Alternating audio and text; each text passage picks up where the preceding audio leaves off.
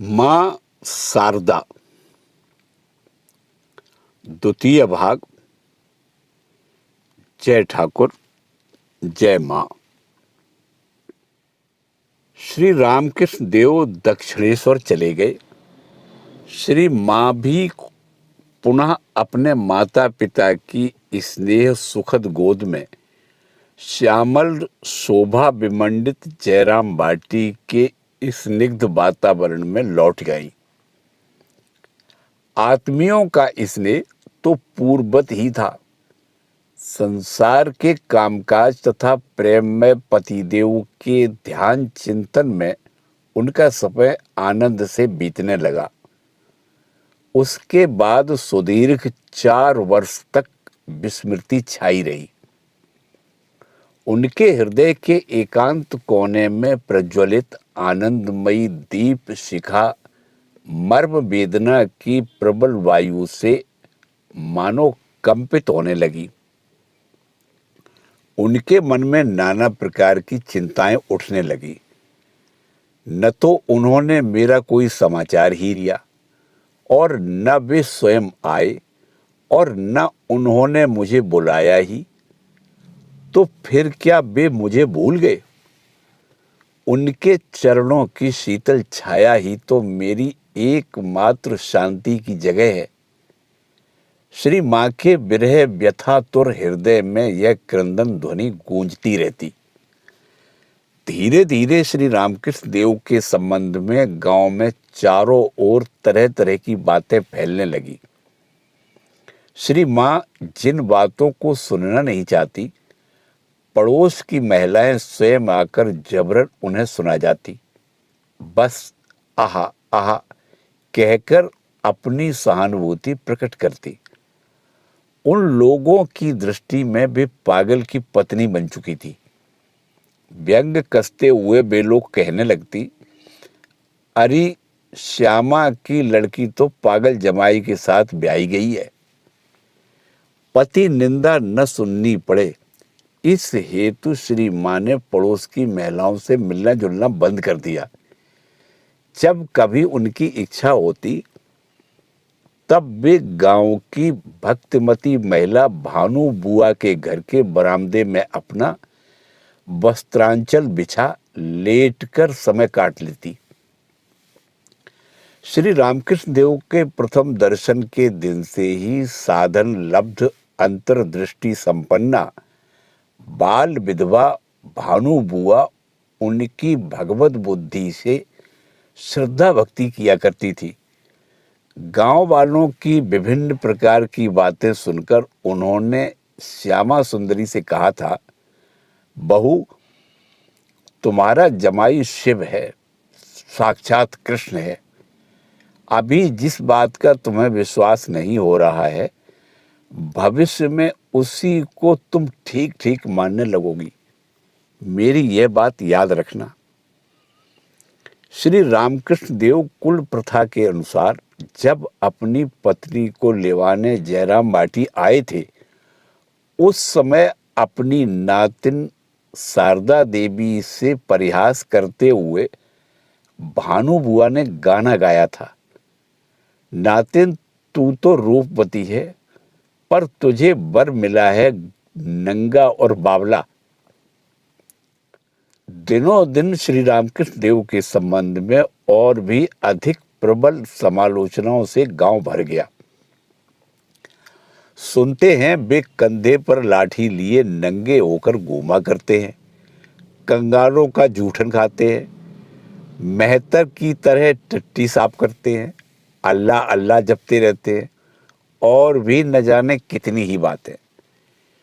श्री माँ के हृदय की अव्यक्त वेदना को कौन समझे। वे आकाश की ओर ताकती हुई गहरे निश्वास लेने लगती। सोचती, लोगों का कहना कहीं सत्य हुआ तो तब तो मेरे लिए दूर रहना उचित नहीं है। मन ही मन उन्होंने दक्षिणेश्वर जाने का निश्चय किया। अपनी इच्छा पूर्ण करने का अनुकूल अवसर भी उन्हें प्राप्त हुआ। होली की पूर्णिमा 25 मार्च 1872 ईस्वी नजदीक थी। उस अवसर पर गांव की बहुत सी महिलाएं गंगा नहाने जाना चाहती थी। श्री मां भी उनके साथ चलने को प्रस्तुत हुई। पुत्री के हृदय की भावना को ताड़कर रामचंद्र स्वयं कन्या को लेकर दक्षिणेश्वर चलने को प्रस्तुत हुए। तारकेश्वर होकर दक्षिणेश्वर तक का पैदल रास्ता लगभग 60 मील का था। पैदल चलने में अनभ्यस्त श्री मां अत्यंत उल्लास के साथ एक के बाद दूसरे विस्तृत मैदानों को पार करती हुई आगे बढ़ने लगी। पगडंडियों की कठिन मिट्टी कांटे की तरह उनके कोमल चरणों में चुभने लगी। फिर भी इस भय से वे चुपचाप चलती रही कि कहीं पिताजी को उनके कष्ट का पता न लग जाए। जब कष्ट असह्य हो जाता तब वे आंखें मूंदकर अपने हृदय के अंतस्तल में आनंद के पूर्ण घट की ओर अपने हृदय देवता को देख लेती थी। पर्वत को चीरती हुई नदी की तरह समस्त बाधाओं को पार करती हुई मानो सागर संगम की ओर वे अग्रसर हुई जा रही थी। हृदय वल्लभ से मिलने के लिए श्री राधा की भांति अपार आशा, आनंद और आवेग लेकर वे आगे बढ़ती जा रही थी। मार्ग के दोनों ओर विस्तृत मैदानों की उदार श्याम शोभा चित्त को प्रफुल्लित कर रही थी। ताड़, नारियल, सुपारी तथा केले के वृक्षों से घिरे हुए छोटे छोटे गांव मानो चित्र जैसे दिखाई दे रहे थे। कहीं कहीं खिले हुए कमलों भरे तालाब अपूर्व शोभा फैला रहे थे। बीच बीच में साथियों के साथ कुछ देर विश्राम लेकर श्री मां पुनः अव्यक्त आनंद से उल्लसित हो चलने लगती थी। इस प्रकार 2-3 दिन पैदल यात्रा करने के बाद वे मार्ग में ही भीषण ज्वर से पीड़ित हो गई। बाध्य होकर उनके पिता रामचंद्र को एक चट्टी में आश्रय लेना पड़ा। ज्वर के कारण अत्यंत विषाद से श्री मां का हृदय खिन्न उठा। विषण हृदय से वे सोचने लगी, अब शायद उनके दर्शन और चरण सेवा का सौभाग्य न होगा। ग्रामीण किशोरी शारदा देवी लज्जा की प्रतिमूर्ति थी, पर ज्वर के भीषण प्रकोप से रात में वे बेहोश हुई पड़ी रही। उस समय उन्हें एक अलौकिक दर्शन प्राप्त हुआ। उन्होंने देखा कि एक चिकने काले रंग की बालिका की अंग कांति से चारों दिशाएं प्रकाशित हो उठी। वह उनके बिस्तर के एक ओर बैठकर उनके शरीर और सिर पर अपने कोमल स्निग्ध हाथ फेरने लगी। उस स्नेह शीतल स्पर्श से उनके शरीर की जलन दूर होने लगी। विस्मित होकर श्री मां ने पूछा, अरे तुम कहां से आ रही हो? बालिका ने उत्तर दिया, मैं दक्षिणेश्वर से आ रही हूं। पुलकित मन से श्री मां बोली, दक्षिणेश्वर से? मैं भी तो दक्षिणेश्वर जाने का सोच रही थी। उनको देखने और उनकी सेवा करने की बड़ी अभिलाषा थी, पर रास्ते में ही ज्वर हो जाने के कारण मुझे निराश होना पड़ा। अत्यंत आत्मीयता व्यक्त करती हुई उस बालिका ने कहा, निराश होने की क्या बात है? तुम अवश्य दक्षिणेश्वर जाओगी। स्वस्थ होने पर वहां जाओगी, उनको देखोगी। तुम्हारे लिए ही तो मैंने उनको वहां रोक रखा है। यह सुनकर परम उत्कंठित हो श्री मां ने पूछा, अच्छा भला तुम मेरी कौन हो? अपनी सुंदर आंखों से श्री मां को देखते हुए उस बालिका ने हंसकर उत्तर दिया, मैं तुम्हारी बहन हूं।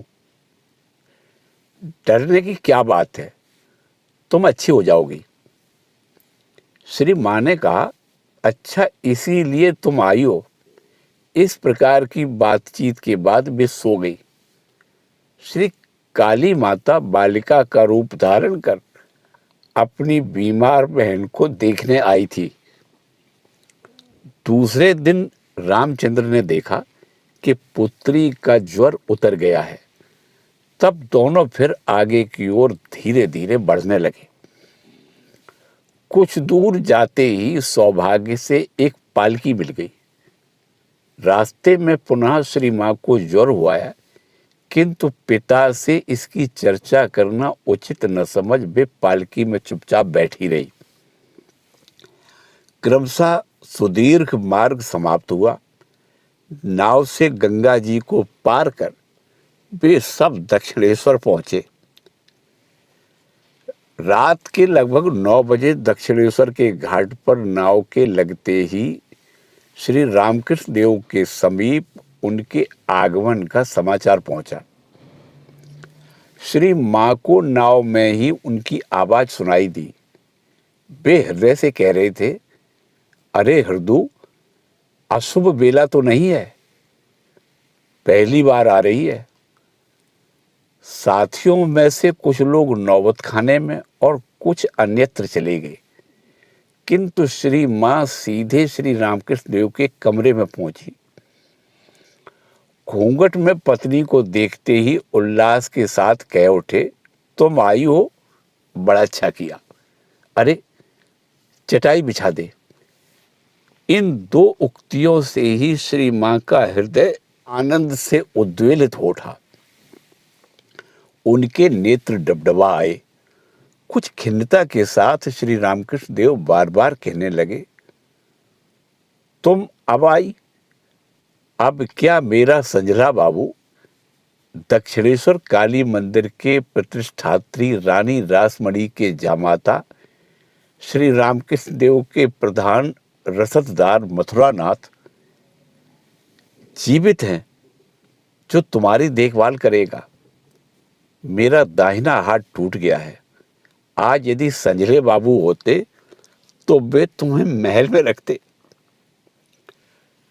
पत्नी ज्वरग्रस्त होकर आई है। यह सुनकर श्री रामकृष्ण देव अत्यंत उद्विग्न हो उठे। उनके सोने के लिए अपने कमरे में ही पृथक व्यवस्था करने लगे। बहुत देर तक नाना प्रकार की बातें होती रहीं। जब श्री माँ ने नौबत खाने में अपनी सास के समीप जाने की इच्छा प्रकट की, तो श्री रामकृष्ण देव ने बाधा देते हुए कहा, नहीं नहीं, वहाँ डॉक्टर को दिखाने में असुविधा होगी, तुम यहीं रहो। एक महिला के साथ श्री माँ वहीं सोई। श्री रामकृष्ण देव की देखभाल, तत्परता और चिकित्सा के फलस्वरूप 3-4 दिनों में ही श्री माँ स्वस्थ हो गई। उनके स्नेहपूर्ण आचरण से श्री माँ का हृदय पिघल उठा। अब तक मैं क्यों नहीं आई, यह सोचकर वे स्वयं अपने ही ऊपर क्रोधित होने लगी। उन्होंने यह अनुभव किया कि लोगों ने श्री रामकृष्ण देव के बारे में जो अफवाहें फैलाई थी, उनमें सत्य का तनिक भी अंश नहीं था। श्री रामकृष्ण देव मुझे भूले नहीं है। इतना ही नहीं, वरन मेरे प्रति उनका प्रेम भी बहुत है। वे पहले से कहीं अधिक प्रेममय हो गए हैं, मानो प्रेम रूपी भगवान ही है। उच्छ्वसित हृदय से श्री माँ इस प्रकार सोचने लगी। स्वस्थ होकर श्री माँ अपनी सास चंद्रमणि देवी के समीप रहने नौबत खाने में चली गई और अत्यंत आनंद के साथ अपने पतिदेव एवं सास की सेवा में तत्पर हो गई। श्री रामकृष्ण देव ने उस समय अपनी सहधर्मिणी के जीवन को आध्यात्म संपद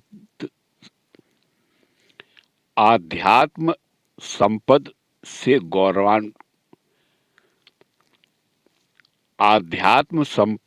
गौरवान्वित करने का निश्चय किया। उनके साथ वे तत्व आलोचना किया करते और विभिन्न रूप से ध्यान धारणा का उपदेश दिया करते थे। आत्मज्ञान में प्रतिष्ठित करने के लिए वे श्री मां को साधना में लगाया करते थे। फिर साथ ही घर के कामकाज, आत्मियों के प्रति कर्तव्य पालन इत्यादि संसार संबंधी विभिन्न शिक्षाएं भी उन्हें दिया करते थे। श्री रामकृष्ण देव ने स्वयं होकर पत्नी को नहीं बुलाया था, वे अपनी इच्छा से आई थी। अपने पति देव के साथ और भी घनिष्ठ रूप से परिचित होने तथा उनकी सेवा करके पत्नी के धर्म का पालन करने के उद्देश्य से वे स्वयं ही आई थी। स्वतः प्रवृत्त हो जब श्री मां दक्षिणेश्वर आई, तब श्री रामकृष्ण देव को जगन माता की इच्छा का पता चला। उन्होंने सोचा, उसके साथ मेरा जो संबंध है वह दूर हटा रखने का तो नहीं है, उसे अलग रखकर मेरे जीवन की परिपूर्णता तो संभव नहीं है। उन्होंने अपना कर्तव्य निश्चित कर लिया। उनके जीवन का एक और महान दिव्य भाव क्रमशः स्पष्ट होने लगा।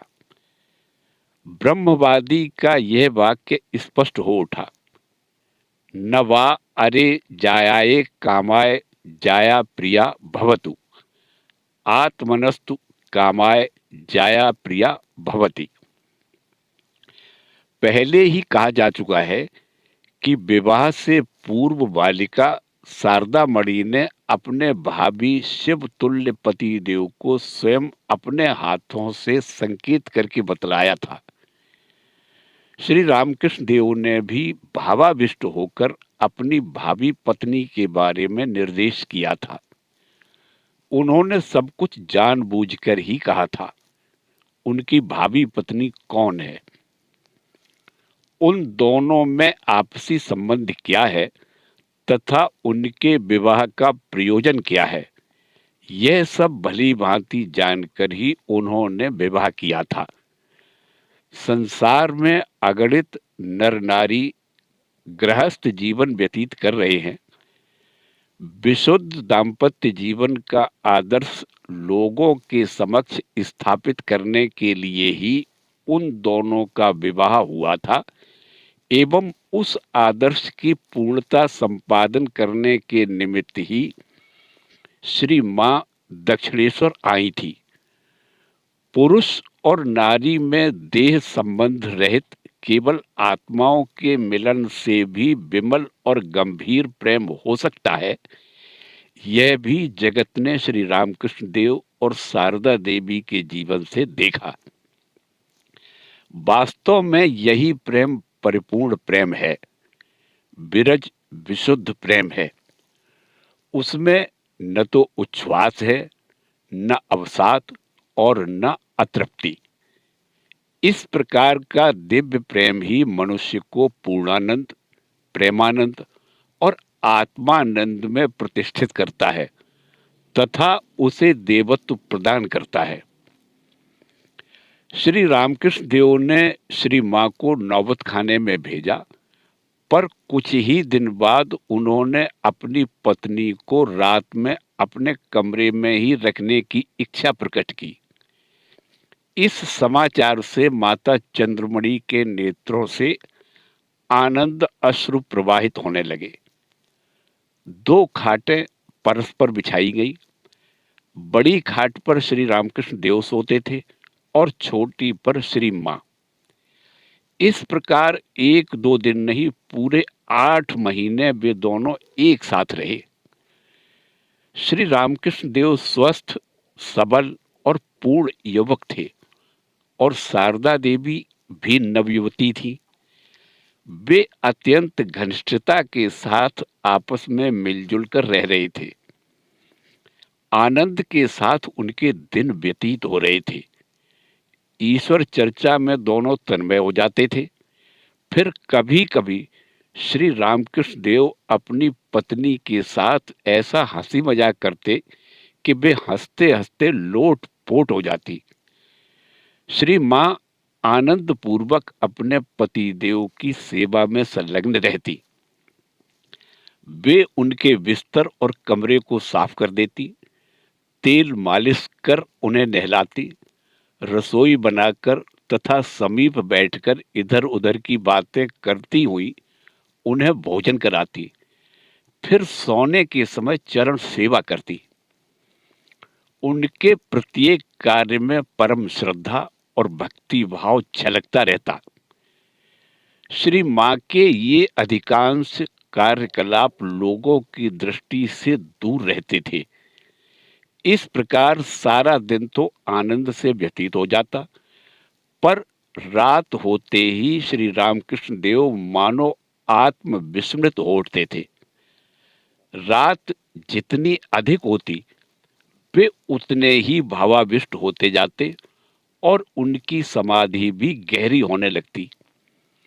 कभी कभी सारी रात समाधिस्थ रहकर वे देह अतीत सत्ता में निमग्न रहते। पहले दिनों एक दिन रात में श्री रामकृष्ण देव ने एकांत में अपनी पत्नी से पूछा, क्या तुम मुझे संसार में खींचने के लिए आई हो? मुक्त कंठ से श्री मां ने दृढ़ता से कहा, नहीं, नहीं तो मैं तुमको संसार में भला क्यों खींचने चली? मैं तो तुमको इष्ट प्राप्ति में सहयोग देने आई हूं। पुस्तकी विद्या में अपटु तथा दूरस्थ गांव से हाल ही में आई हुई 19 वर्ष की युवती पत्नी का इस प्रकार का उत्तर वास्तव में एक अत्यंत विस्मयप्रद और अमानवीय बात थी। श्री मां के उपर्युक्त कथन से हमें उनकी दैहिक तथा मानसिक स्थिति एवं उसकी परिणति का परिचय मिलता है और यह भी पता चलता है कि किस मनोवृत्ति को लेकर वे अपने पतिदेव के समीप दक्षिणेश्वर में आई थी। श्री रामकृष्ण देव तो सब प्रकार की साधनाओं में पूर्णता प्राप्त कर चुके थे। उनके जीवन में ऐसी कौन सी साधना अपूर्ण थी जिसकी पूर्ति के लिए शारदा देवी का आगमन हुआ? हमें तो ऐसा प्रतीत होता है कि संसार के समक्ष ईश्वरीय दाम्पत्य जीवन का आदर्श उपस्थित करना तब भी बाकी था। इसीलिए शारदा देवी का दक्षिणेश्वर में आगमन हुआ। यहाँ पर प्रश्न हो सकता है कि क्या श्री रामकृष्ण देव और शारदा देवी का गृहस्थ जीवन पूर्णांग हो पाया था? उनका जीवन तो सन्यासी एवं गृहस्थ दोनों के लिए आदर्श स्वरूप था। इसीलिए उनमें साधारण जीव जैसा संबंध नहीं था। साथ ही दैहिक संबंध रहित केवल आत्मिक मिलन से भी पुरुष और नारी में गहरा प्रेम हो सकता है। इसका महान दृष्टांत भी उनके जीवन से संसार के लोगों को देखने को मिला। श्री रामकृष्ण देव ने जिस प्रकार अपनी पत्नी से प्रश्न कर उनकी परीक्षा की थी, उसी प्रकार शारदा देवी भी एक दिन एकांत में अपने पतिदेव की चरण सेवा करते समय अकस्मात पूछ बैठी, अच्छा, तुम मुझे किस दृष्टि से देखते हो? श्री रामकृष्ण देव ने निसंकोच भाव से उत्तर दिया, जो मां मंदिर में विद्यमान है उन्हीं ने इस शरीर को जन्म दिया है और इस समय नौबत खाने में है तथा वे ही अभी मेरे पैर दबा रही हैं। वास्तव में साक्षात आनंदमयी के रूप में तुम्हें देखता हूं। किस दृष्टिकोण को लेकर वे दोनों पति पत्नी के रूप में मिलित हुए थे, इसका एक सुंदर चित्र उपर्युक्त बातों द्वारा स्पष्ट हो उठता है। दैहिक संबंध रहित दो शुद्ध आत्माओं का यह अपार्थिव संयोग है। मानो यह शिव शक्ति का सम्मिलन है। ईश्वरीय दाम्पत्य जीवन का यह सर्वोत्तम आदर्श है। एक रात श्री मां श्री रामकृष्ण देव के समीप गहरी नींद में सोई हुई थी। उस समय श्री रामकृष्ण देव ने अपने मन से कहा, रे मन, इसी का नाम नारी शरीर है। लोगों की दृष्टि में यह परम उपादेय भोग्य वस्तु है और इसे भोगने के लिए पुरुष सदा लालायित रहते हैं, पर इसे स्वीकार करने से देह में ही बंध जाना पड़ता है। सच्चिदानंद घन ईश्वर की प्राप्ति नहीं हो सकती। रे मन, अपनी भावनाओं को छिपाने का प्रयत्न न कर। मन में एक और मुंह में दूसरा भाव न रख। सच सच बता, तू इसे चाहता है या भगवान को? यदि स्त्री शरीर चाहता है तो ले, यह तेरे सामने है, ग्रहण कर। इस प्रकार विचार करके ज्यों ही उन्होंने अपनी पत्नी के शरीर को स्पर्श करने के लिए हाथ बढ़ाया, त्यों ही उनका मन समाधिस्थ हो सच्चिदानंद सागर में लीन हो गया। फिर उस रात उनकी समाधि भंग नहीं हुई। दूसरे दिन बहुत देर तक भगवान नाम सुनाने के पश्चात तब कहीं उनका समाधिस्थ मन जागतिक भूमि में नीचे उतरा। स्वस्थ सबल श्री रामकृष्ण देव अपनी नवयुवती पत्नी के साथ 8 महीने तक एक ही कमरे में रहे, पर उनके मन एवं शरीर में किसी प्रकार का विकार उत्पन्न नहीं हुआ। इसी घटना को कोई श्री रामकृष्ण देव जीवन की अग्नि परीक्षा के नाम से पुकारते हैं। यदि श्री रामकृष्ण देव साधारण साधक अथवा सिद्ध होते और शारदा देवी भी यदि उसी कोटि की महिला होती, तब तो बात दूसरी थी।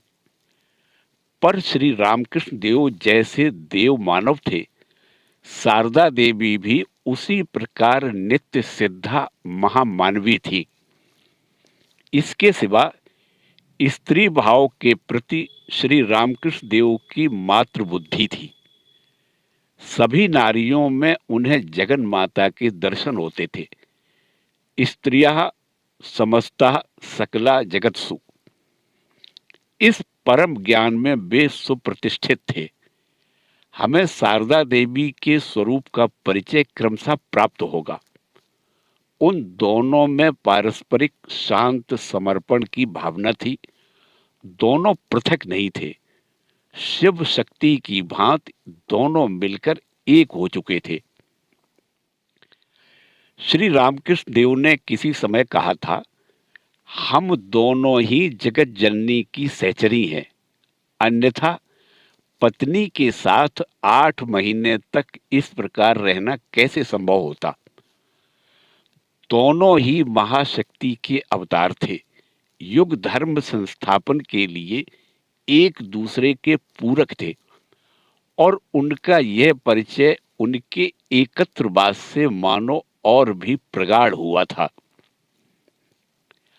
श्री रामकृष्ण देव ने स्वयं अपने को सामान्य बनाते हुए तथा श्री मां के काम गंधहीन चरित्र की प्रशंसा करते हुए किसी समय कहा था, यदि वह इतनी भली न होती और विवेक खोकर मुझ पर जबरदस्ती करती, तो कौन कह सकता है कि मेरा संयम बांध टूटकर मुझ में देह बुद्धि आती या नहीं।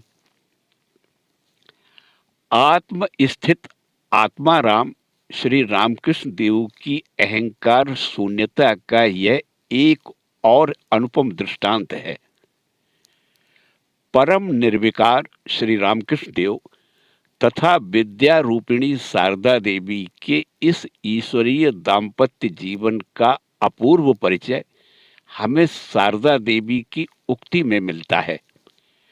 आगे चलकर उन्होंने स्त्री भक्तों से कहा था, वे ऐसे अपूर्व दिव्य भाव में डूबे रहते थे कि मैं उसका वर्णन नहीं कर सकती।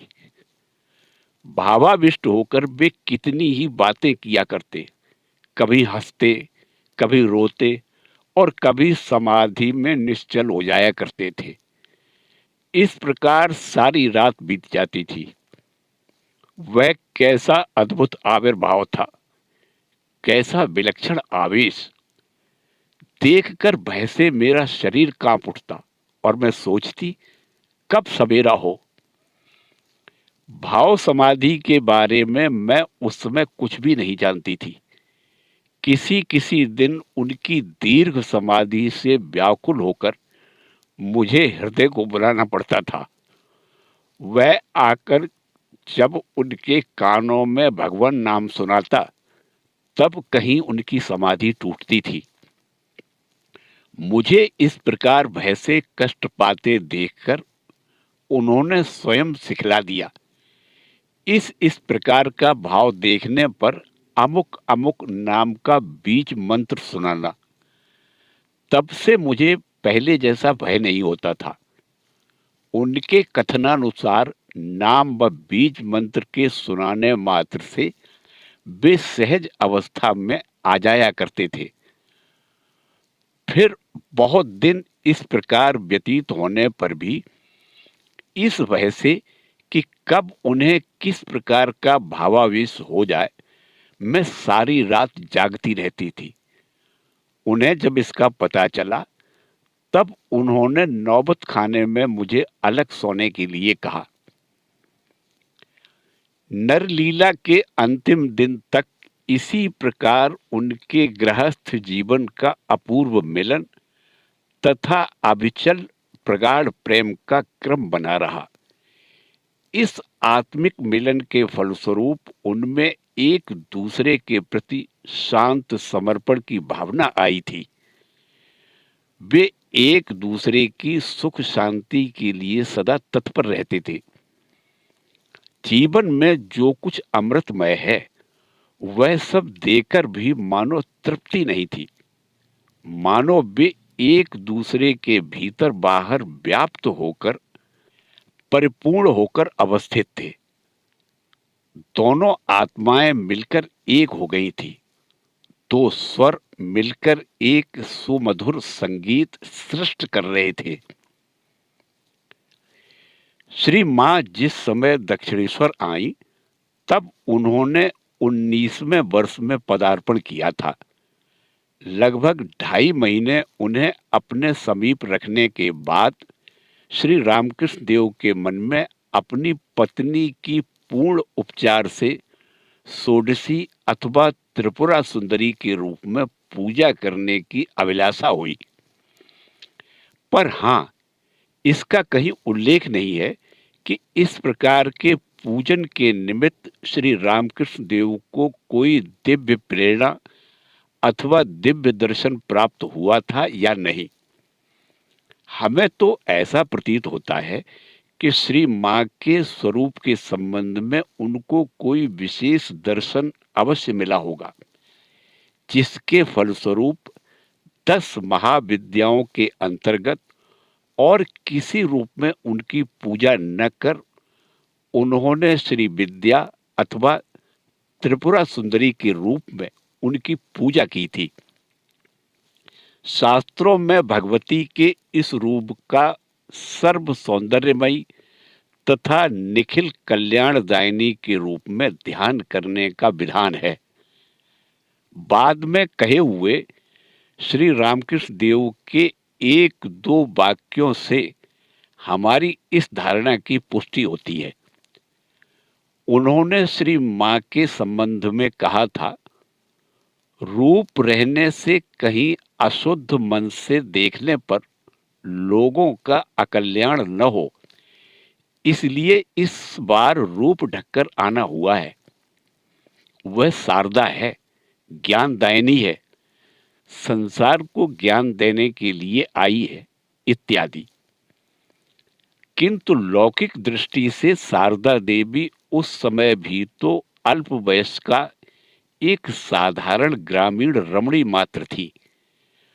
फिर भी श्री रामकृष्ण देव की सत्य दृष्टि के समक्ष उनका स्वरूप प्रकट हो चुका था।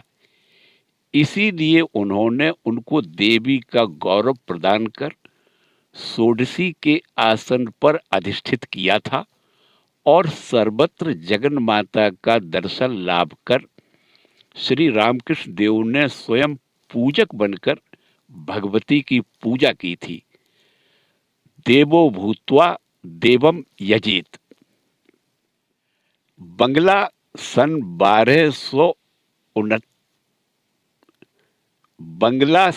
1279 की ज्येष्ठ कृष्णा अमावस्या को फलहारिणी देवी के पूजन के दिन श्री रामकृष्ण देव ने षोडशी पूजा की थी। श्री रामकृष्ण देव के निर्देशानुसार उक्त रात्रि में देवी पूजन का पूर्ण आयोजन उनके कमरे में ही किया गया था। वैसे तो विशेष पूजा का अनुष्ठान मंदिर में यथारीति हुआ ही था। श्री रामकृष्ण देव ने पहले से ही अपनी पत्नी से इस पूजन का उल्लेख कर उन्हें यथा समय उनके कमरे में उपस्थित रहने के लिए कह रखा था। तदनुसार वे श्री रामकृष्ण देव के कमरे में उपस्थित हुई। पूजा स्थल पर और कोई व्यक्ति नहीं था। श्री मां के आते ही कमरे का दरवाजा बंद कर दिया गया। रात के 9 बजे के बाद श्री रामकृष्ण देव पूजन कार्य में संलग्न हुए। उनके संकेत अनुसार श्री मां पूजन के सुचित्रित पीठासन पर जा विराजी। अनंतर पूजा प्रारंभ हुई।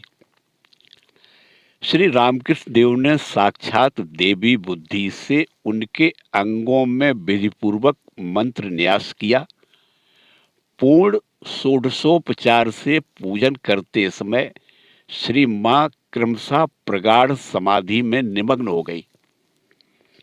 श्री रामकृष्ण देव ने उनके चरणों में महावर और भाल पर सिंदूर लगाया, उन्हें पान मिठाई खिलाई, उनको वस्त्र पहनाया। अर्धबाह्य दशा में मंत्रोच्चारण करते हुए श्री रामकृष्ण देव का मन भी गंभीर समाधि में लीन हो गया। समाधि मग्न पूजक समाधिस्थ देवी के साथ आत्म स्वरूप में मिलकर एक हो गए। धीरे धीरे रात्रि का दूसरा प्रहर व्यतीत हुआ। श्री रामकृष्ण देव का मन शनै शनै अर्धबाह्य दशा को प्राप्त हुआ। उन्होंने देवी के चरणों में आत्मनिवेदन किया। संपूर्ण साधनाओं के फल के साथ जप माला इत्यादि देवी के पाद पद्मों में समर्पित कर उन्हें प्रणाम करते हुए वे मंत्रोच्चारण करने लगे। सर्वमंगल मांगल्ये शिवे सर्वार्थ साधिके शरण्ये त्र्यंबके गौरी नारायणी नमोस्तुते। पूजन समाप्त हुआ। शारदा देवी अपने स्वरूप में प्रतिष्ठित हुई। जगत जननी के रूप में उनका विकास हुआ। उनमें विश्व मातृत्व की अकुंठित चेतना जागृत हुई। पूजन समाप्त होने के बाद जब उनमें चेतना का संचार हुआ, तब मन ही मन श्री रामकृष्ण देव को प्रणाम कर वे नौबत खाने में चली गई। श्री रामकृष्ण देव और श्री मां के दाम्पत्य जीवन का यही परिपूर्ण रूप एवं पूर्ण परिचय है। फिर भी लीलामयी ने पत्नी रूप से जो लीलाएं की है वे भी कम मधुर नहीं है। पति सेवा एवं पति साहचर्य में उन्हें परम उल्लास और अनुपम तृप्ति का अनुभव होता था। सेवा, क्षमा, लज्जा, तुष्टि, पुष्टि एवं शांति रूप से वे अपने त्याग मूर्ति शिव जैसे पति देव की सेवा में तन्मय रहती थी। श्री माँ ने बाद में श्री रामकृष्ण देव की भतीजी लक्ष्मी मणि से उक्त पूजन के संबंध में कहा था। तब लक्ष्मी मणि ने हंसते हंसते उनसे पूछा, तुम तो इतनी लज्जावती हो, भला उन्होंने तुमको वस्त्र कैसे पहनाया? उन्होंने सरल भाव से उत्तर दिया, मैं उस समय मानो कैसी कैसी हो गई थी। श्री रामकृष्ण देव के द्वारा श्री माँ का पूजन पाश्चात्य देशों में प्रचलित नारी जाति के प्रति सम्मान व श्रद्धा प्रदर्शन जैसी घटना नहीं है। यह तो पूर्ण उपचारों के साथ भगवती की पूजा है। उक्त षोडशी पूजन के बारे में कुछ गंभीर विचार करने से मन में कुछ प्रश्नों का उठना स्वाभाविक है। जैसे लौकिक दृष्टि के अनुसार श्री रामकृष्ण देव और शारदा देवी का पति पत्नी संबंध, बिल्कुल छुटपन में ही शारदा देवी का श्री रामकृष्ण देव के द्वारा पत्नी रूप से ग्रहण, 13 वर्ष तक विभिन्न परिस्थितियों में शारदा देवी का अपने पति देव में देव मानत्व का अनुभव, अपने पति देव के अलौकिक जीवन के संबंध में उनका बहुत कुछ सुनना, उनकी भाव समाधि और महाभाव, प्रसिद्ध साधकों द्वारा श्री रामकृष्ण देव को भगवान का अवतार घोषित करना, इत्यादि इत्यादि। हिंदू धर्म के अनुसार नारियों को सबसे पहले यही शिक्षा दी जाती है कि पति देव ही परम गुरु अर्थात श्री भगवान के जीवित प्रतीक हैं। श्री रामकृष्ण देव एवं शारदा देवी का जन्म सद ब्राह्मण कुल में हुआ था। ब्राह्मणोचित गुणों का श्रेष्ठ विकास भी उन दोनों के जीवन में हुआ था। बचपन से ही पति भक्ति एवं पति परायणता का परिचय शारदा देवी के जीवन में हमें देखने को मिला है। साथ ही वे धीर, स्थिर, गंभीर और तीक्ष्ण बुद्धि संपन्ना थी। इतने पर भी उन्होंने निर्विकार और अति सहज रूप से अपने महामानव पति देव की पूर्ण उपचारों के साथ पूजा को कैसे स्वीकार किया। सम्मान को पचाना बहुत कठिन बात है, पूजा ग्रहण करना उससे भी कहीं कठिन है।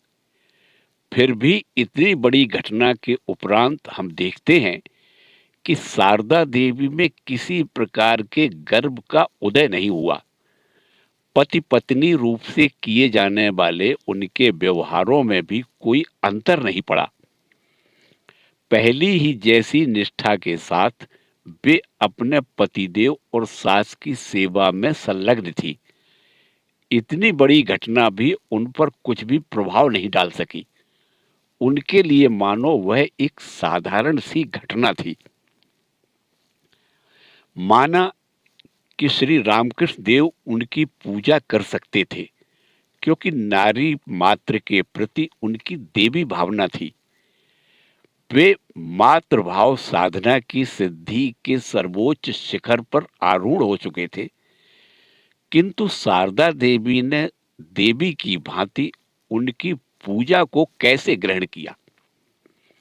हम तो समझते हैं कि सीता तथा अन्यान्य अवतारों की शक्ति की तरह जाति स्मरत्व के कारण श्री माँ को अपने स्वरूप के संबंध में सम्यक ज्ञान था। वे कौन हैं, क्यों उन्होंने शरीर धारण किया है, श्री रामकृष्ण देव के साथ उनका क्या संबंध है, इत्यादि बातों को वे पूर्ण रूप से जानती थी। शारदा देवी के जीवन वृत्त की आलोचना से हमारी यह धारणा और भी अधिक पुष्ट होती है। बहुत दिन बाद की यह घटना है। श्री रामकृष्ण देव के अंतरंग पार्षद लाटू महाराज स्वामी अद्वैतानंद जी हृदय में तीव्र वैराग्य ले श्री रामकृष्ण देव के श्री चरणों में उपस्थित हुए। एक दिन वे दक्षिणेश्वर में पंचवटी के नीचे बैठकर निश्चल भाव से ध्यान कर रहे थे। श्री रामकृष्ण ने यह देखकर कहा, अरे लाटू, तू जिसका ध्यान कर रहा है वह तो नौबत खाने में बैठकर रोटी बेल रही है। श्री रामकृष्ण देव ने लाटू के ज्ञान नेत्र खोल दिए। यही कारण था कि वे श्री मां को पहचानने में समर्थ हुए और सदा के लिए उनके सेवक बन गए। लाटू महाराज ने आगे चलकर अनुरागी भक्तों से कहा था, मां को पहचानना क्या साधारण बात है? ठाकुर ने उनकी पूजा की थी, इसी से समझ लो मां कौन है। यह तो एकमात्र ठाकुर ने ही पहचाना था और कुछ कुछ स्वामी जी अर्थात स्वामी विवेकानंद जी ने पहचाना था। वे स्वयं लक्ष्मी हैं। उनकी करुणा को समझने के लिए बहुत तपस्या की आवश्यकता है। सैसाम प्रसन्ना वरदा नराम भवति मुक्तये। षोडशी पूजन के बाद भी श्री मां लगभग 1 वर्ष तक दक्षिणेश्वर में रही। पूरे मन प्राण से वे अपने पतिदेव और सास की सेवा में तत्पर रहती थी। सर्वदा उच्च आध्यात्मिक भाव भूमि में अधिरूढ़ बाल स्वभाव श्री रामकृष्ण देव तथा चलने में असमर्थ अत्यंत वृद्धा उनकी जननी की ओर श्री मां की सदैव सतर्क दृष्टि रहती थी। दोनों ही उनकी आंतरिक सेवा से विमुक्त थे और बहुत से विषयों में उन पर निर्भर रहा करते थे। उनकी सास नौबत खाने में रहती थी, चाहे रात हो अथवा दिन। जब कभी उनकी सास उन्हें बुलाती, वे उसी समय दौड़कर उनके समीप उपस्थित हो जाती थी। जब कोई उनसे कहता कि इस प्रकार दौड़कर नीचे से ऊपर जाने में चौखट से सिर टकरा जाने का डर है क्योंकि दरवाजा छोटा था, तब वे उत्तर देती, भले ही टकराए, वे मेरे लिए गुरु हैं, मां हैं, वे बूढ़ी हो गई हैं। यदि मैं झटपट न जाऊं तो उनको असुविधा हो सकती है, इसीलिए मैं दौड़कर जाती हूं। पति के प्रति श्री मां का अत्यधिक आकर्षण और भक्ति देखकर श्री रामकृष्ण देव के भांजे हृदय राम ने कुछ विनोद करते हुए अपनी मामी से कहा था, सब कोई तो मामा को बाबा कहते हैं, क्या तुम भी उनको बाबा कह सकती हो? आवेग के साथ उन्होंने उत्तर दिया, हृदय, यह तुम क्या कह रहे हो? मेरे लिए तो वे बाबा, मां, मित्र, बांधव सब कुछ है। उत्तर सुनकर हृदय राम स्तब्ध हो गए। उनसे और कोई उत्तर नहीं बना। श्री रामकृष्ण देव तो वास्तव में श्री मां की अंतरात्मा के सारे संबंधों के घनीभूत विग्रह स्वरूप थे। जय ठाकुर, जय मां।